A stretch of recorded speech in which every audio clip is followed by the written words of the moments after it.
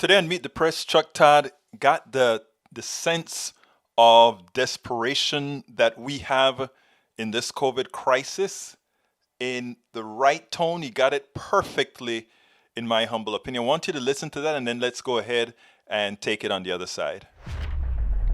Throughout America's COVID crisis, there has been a parade of grim statistics. Among them, as of this morning, there have been more than 13.3 million cases and more than 266,000 deaths in the United States alone, with little reason to believe things will improve in the short run.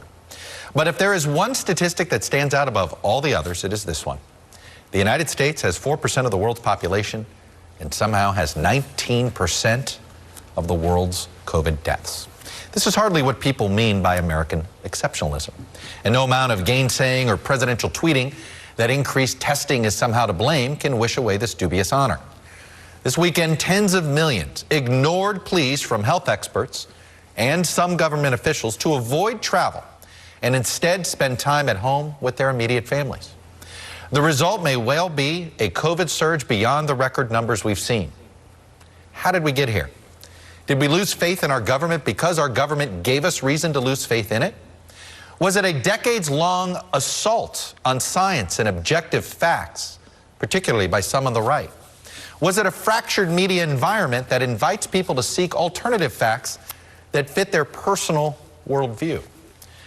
Or are we just fed up, done with months of Zoom meetings and closed stores and kids home from school, that we've simply had enough? Enough that millions feel it's worth taking a big risk to have a brief sense of normalcy. Whatever the cause, the results are clear. Millions are being infected. Hospitals are near their breaking point, and healthcare workers are the ones paying the price. And hospital workers are the ones paying their price. I have another video that I did today with a registered nurse out of Chicago who put everything into context. But when Chuck Todd gives some very important information. 4% of the world population, 19% of the deaths. Think about that. Think about what that means. Think about how we go around patting our backs about being exceptional, about doing things better than anybody else, about having the best healthcare system in the world. None of it is true, of course, but if what we are really is an extractive society with a few people making a whole lot of money on the pains of everybody else. And this we have gotten so antiseptic with it. We have gotten so mathematical with it that we don't have to worry about all these deaths. Think about if we had 4 or 5 jumbo jets crashing every single day. If we've had a 9/11 every day and a half. Think about that.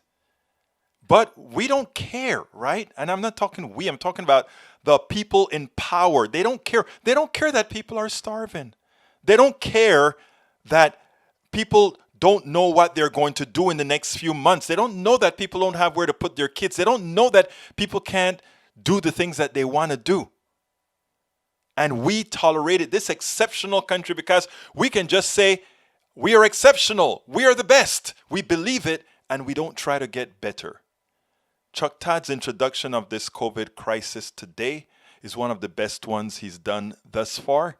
We are in dire straits. And unless we demand of our politicians that they take care of business, nothing will get solved. We're going to talk about that a whole lot on the show in the next few days. We spend a lot of time deconstructing the news, trying to parse it into a form that everybody can understand. We try to find those little nitpicks where it flies above the fray, etc. If you really like these videos that we do, I want to ask a big favor. Please go ahead. Number 1, subscribe to our channel. And number 2, please join if you can. Thank you so kindly for watching. Keep watching. Please remember to share. We must populate the entire internet with our progressive message, a message that we know is what most Americans say that they want. So help us, please join.